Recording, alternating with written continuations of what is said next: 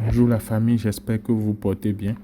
La menthe est une plante qui est facile à cultiver et qui soulage presque instantanément les maux d'estomac. Elle est également efficace contre les maux de tête.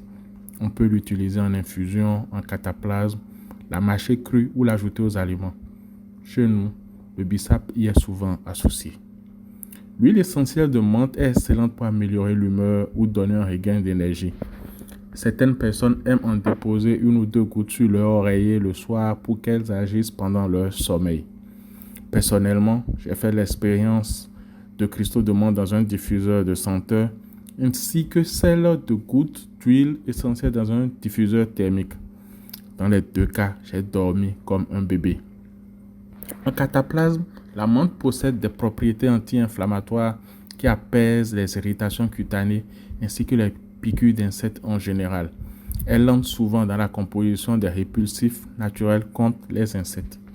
Je pense ici aux moustiques et je pense que vous pouvez en planter chez vous pour les chasser en combinant la menthe en question, si vous le pouvez bien sûr, avec la citronnelle odorante.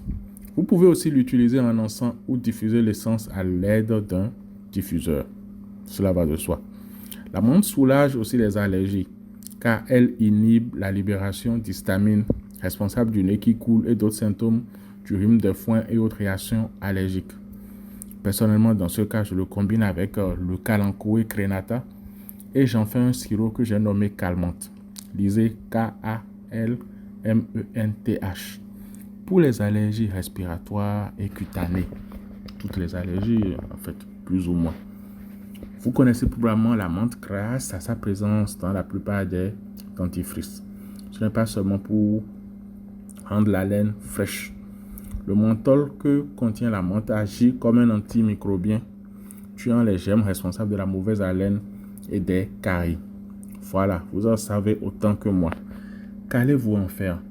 Mettez vos connaissances en application. Partagez-les avec quelqu'un que vous pourriez aider et qui serait dans le besoin. Restez en bonne santé surtout et n'oubliez pas que vous êtes le seul maître de votre santé. Allez, bye bye.